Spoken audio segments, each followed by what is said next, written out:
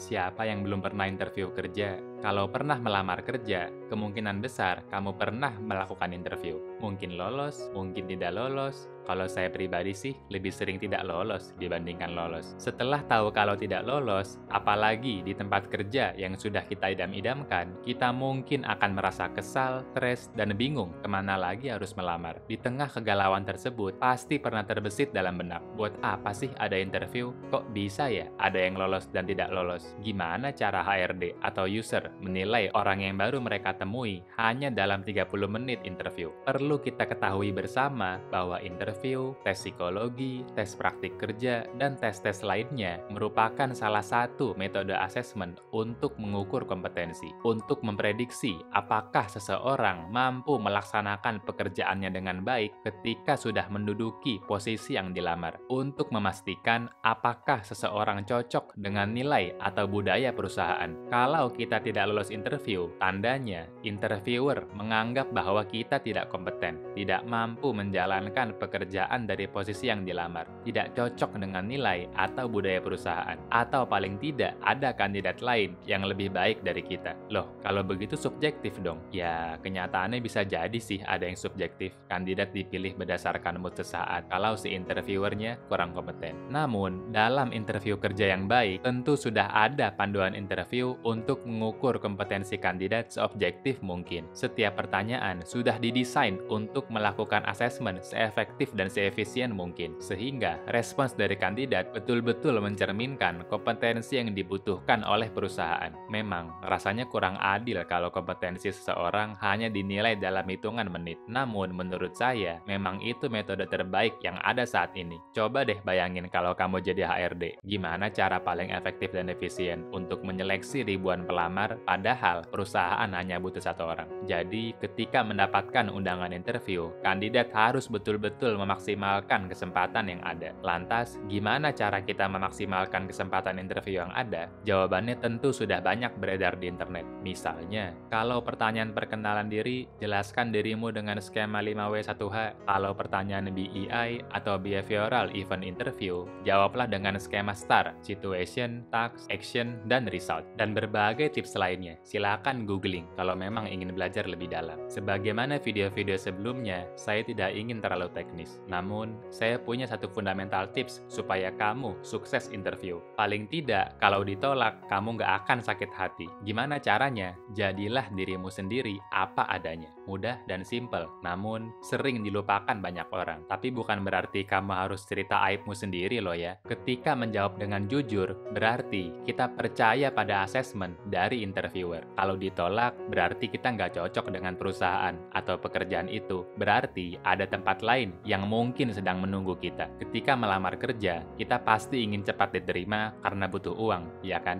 Namun, seringkali kita lupa bahwa bekerja bukan hanya kerja untuk upah. Bekerja juga berarti bahwa kita adalah bagian dari organisasi perusahaan. Tentu, kalau kamu jadi pemimpin perusahaan atau paling tidak manajer dari suatu departemen, kamu ingin dapat tim yang bisa langsung menyesuaikan untuk bekerja dong, daripada langsung resign setelah 3 bulan bekerja. Jadi, tetap semangat ya mencari kerja. Pasti ada kok perusahaan yang akan menyambutmu dengan hangat, yang menjadi teman hidup dan memberikan pengalaman yang berarti bagimu. Atau, kamu bisa kok mencari rezeki selain bekerja di perusahaan. Tapi, kalau kamu sudah terlalu sering ditolak perusahaan, jangan lupa melihat cermin untuk introspeksi diri ya. Barangkali memang kompetensimu yang kurang. Yuk belajar lagi, ikut seminar, baca buku, supaya lidahmu lebih indah ketika interview berikutnya.